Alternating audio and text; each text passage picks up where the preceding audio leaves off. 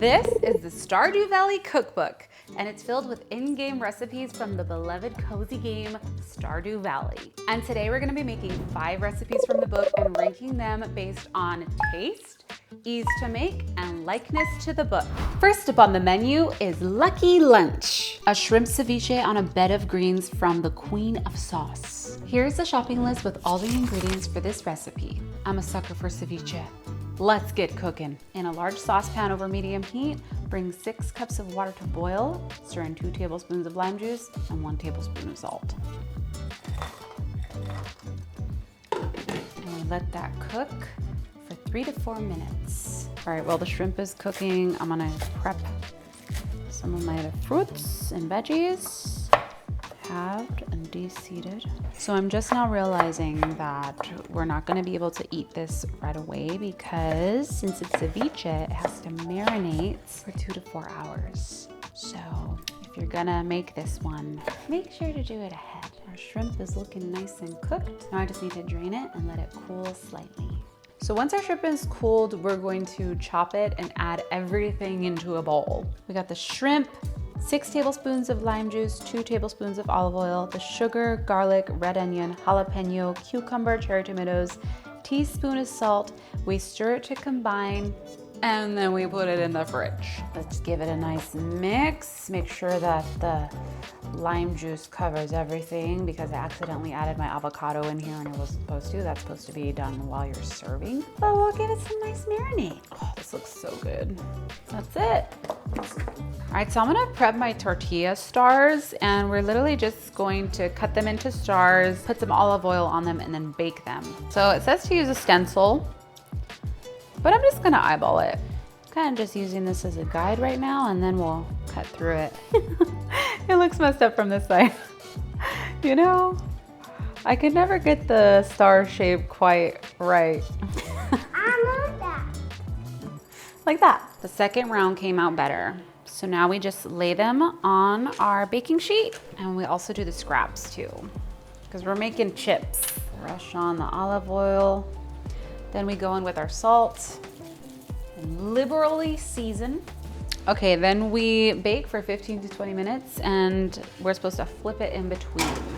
Okay, it's been a few hours. I'm gonna add in my chives and my cilantro, give it another mix, and then we can plate it. Okay, we put a layer of our romaine and then we top it with some ceviche.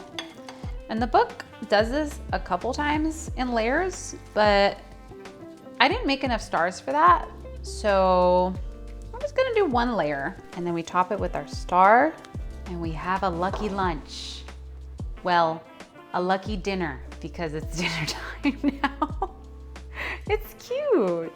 Okay, now for the taste test. I'm not gonna ruin the star. I'm actually really curious about this because I am very particular about my ceviche. So let's see.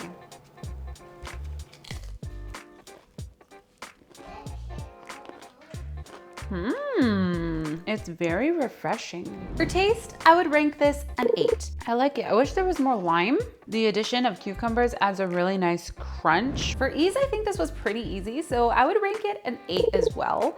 And for likeness to the book, I would rate this a 10. It pretty much looks spot on, and also bonus points, it looks just like the game. Let's see what my toddler thinks. I love the shrimp. How many stars do you give it? I give it 3 stars. 3 stars. 3 stars from a toddler. Just the shrimp. Next up on the menu are pepper poppers. Here are all the ingredients for this recipe. So first up, we gotta prep our peppers. We have to cut them in half and de-seed them because they'll be too spicy if you leave the seeds in. I've already set my oven to 425 Fahrenheit and then we're just gonna brush the peppers with our olive oil. And look, I got a brush finally. Moving on up in the world. Next up, I'm gonna season lightly with salt and then we roast them for about 5 minutes. So while that's roasting, I'm gonna prep my garlic, scallion, and pickled jalapenos. Our jalapenos are ready. We're gonna take them out and let them cool. and then reduce the heat to 375. Now we're gonna combine our cream cheese, our mayonnaise, our pickled jalapenos, scallions, and garlic. 4 ounces of shredded pepper jack cheese. I should have bought a different one. I bought slices, but we're gonna make it work. And then a 1/4 teaspoon of our smoked paprika. Mix it until it's combined. And then we're gonna do a little taste test and see if it needs salt and season it. Oh my gosh, it smells so good. Okay, so in a separate bowl, I'm gonna crumble my cornflakes. Some ASMR for you. Then we add our melted butter. Pinch of salt, a little pepper. And now for the fun part, the filling. So they said put about a tablespoon in each pepper and do not overfill. I think using a spatula like this is probably the way to go. And then we're gonna sprinkle it with the cornflake goodness. Oh my gosh, these are gonna be amazing. All right, we're ready to bake for 15 minutes. I'm so excited for these. My mouth is watering. They're done. Ooh, I can hear them. They're sizzling. These look so good. So in the book, they actually use red peppers and green peppers, but I only had green peppers at my grocery store. But if it was red and green, it would look so festive.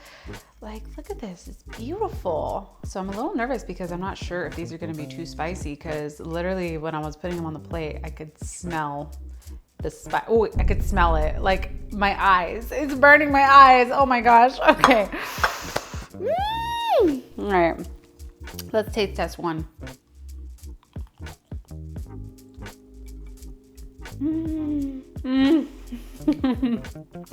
These are so good. Okay, they're not spicy. Like it's a spice, you get a little bit of spice, but then the cream cheese mixture comes in. Oh, so good. They're so fresh and warm right now. Oh, these are delicious. Wow. I made this, I'm impressed.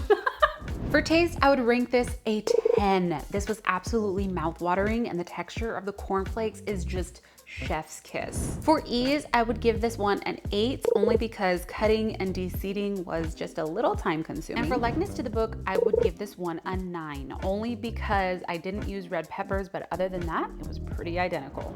Up next on the menu are Poppyseed Muffins. Here are all the ingredients for this recipe.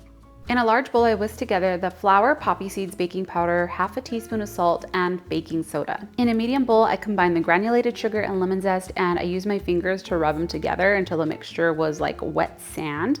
Then we added our buttermilk, egg, olive oil, lemon juice, and vanilla. Whisk that baby together until smooth, then slowly whisk in the melted butter until combined. I combined the wet with the dry ingredients and used a spatula to gently stir the batter. And then we set that batter aside for 30 minutes at room temperature so it becomes nice and fluffy. I preheated the oven for 400 degrees Fahrenheit, divided the batter evenly into muffin tins, sprinkled those bad boys with turbinado sugar on top, and then baked the muffins for 10 minutes. Reduced the temperature to 375 and then baked for an additional 10 minutes. All right, fresh poppy seed muffins. Just look how fluffy they are inside. My mouth is watering. All right, here's the taste test.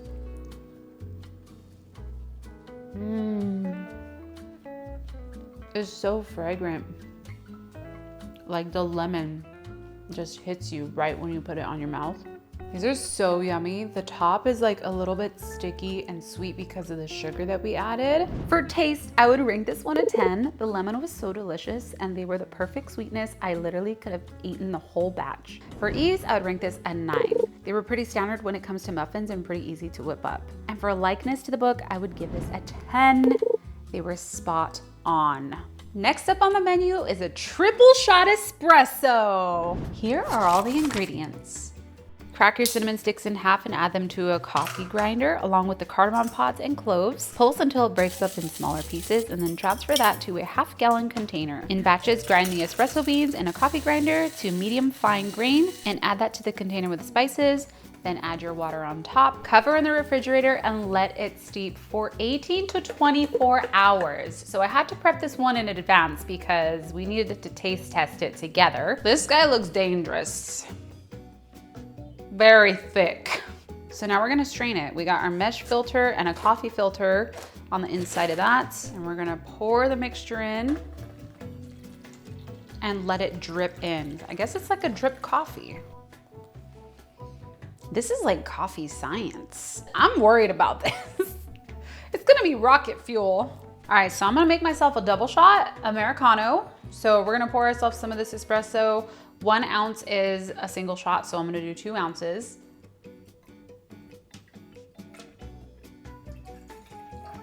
I'm gonna pour that into my cup. Ooh, liquid gold. And then some warm water.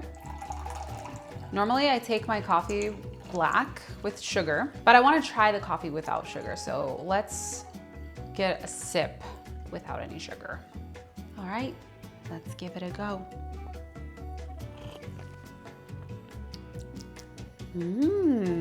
I could actually drink that without sugar.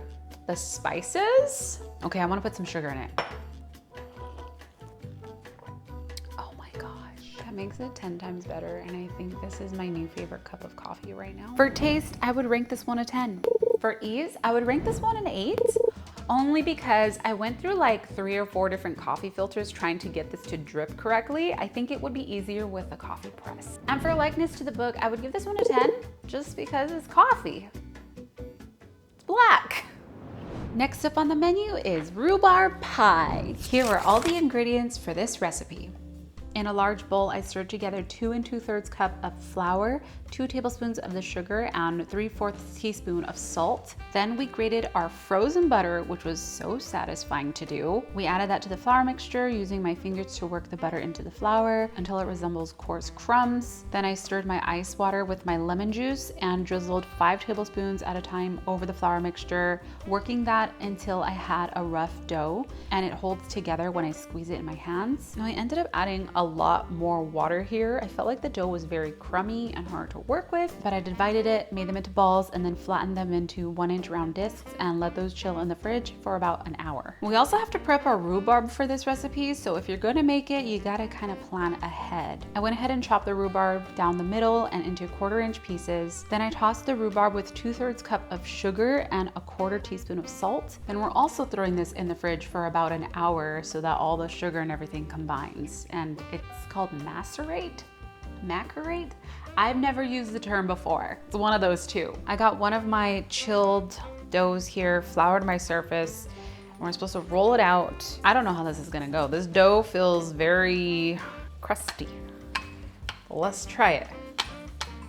It's already breaking. I feel like you really gotta use your muscles for this one. Oh, we got some breakage. It's supposed to be 12-inch round to fit in our 9-inch pie pan. So now, for the very hard part, is transferring it. Come on, baby. You got it. We're gonna do this. It's very slow and steady. Should have added more flour on the surface, but didn't make it. Didn't quite make it. I think we're just gonna do some patchwork here. I'm gonna let this chill in the fridge while I do my other piece for the top. So I'm going to make sure to really flour the surface because that was a little tricky. Now I get to use my star cookie cutter. I think the recipe calls for a larger one, but this is the only one that I have. I'm gonna cut out the center. I'm gonna save that guy for later. Let's roll it on the pin again. I'm gonna set this aside. The remaining 7 tablespoons of flour in here. We're gonna mix it. No flour clumps.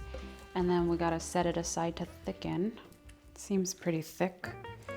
And then I sprinkle the remaining sugar that I had. We're gonna mix that.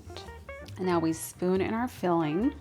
This is gonna be so good. All right, so this is the 2 tablespoons of butter. It's supposed to be cut into small cubes. Okay, now for the transfer. Beautiful. Okay, we looked up a YouTube video on how to crimp. It's kind of hard to do when you got long nails. Is this looking decent? Never crimped a pie in my life. So then I let this chill for 30 more minutes before I bake it. I don't know the reasoning behind that, but we're just gonna follow directions. I'm gonna preheat the oven at 425 degrees Fahrenheit, and I'm gonna prep my little egg and sugar mixture. All it is just 1 egg with a splash of water, and I brush it onto the pie crust and sprinkle the turbinado sugar if desired. And I mean, come on, the sugar is always desired. Place the pie on a baking sheet on the lower rack for 15 minutes. Rotate the baking sheet, reduce the oven temperature to 375 degrees Fahrenheit. Continue to bake until the crust is golden browned and the filling is vigorously bubbling. That sounds terrifying. Oh my Lord, I'm just reading. About 1 additional hour. Rotating the baking sheet once more after 30 minutes. Remove from the oven and cool completely on hot baking sheet. 4 to 5 hours. Wow, I should have made this like yesterday. So I ended up taking this pie to a party, and here we are cutting into it. It wasn't the prettiest pie to cut into, but we can't judge a book by its cover, can we? My initial bite was very tart, but it was balanced with the crust and it kept me wanting more. For taste, I would rent this one a 9. It was so delicious, even with the burnt crust on top. For ease, I'm gonna rate this one a 4. The crust was really hard to work with, but that could be something that comes with practice. But I was not prepared for the amount of time that it would take to prepare a pie. And for likeness to the book, I'm gonna give myself a 2 on this one. Now that we've made and ranked everything, here are the results. Rhubarb Pie comes in at 5th with a score of 15. Lucky Lunch 4th with a score of 26. Pepper Poppers 3rd with 27 points. Triple Shot Espresso at 2nd with 28. And Poppyseed Muffins at 1st place with a score of 29. So that wraps up our Stardew Valley Cookbook Club video. Make sure to leave a like if you enjoyed. Bye!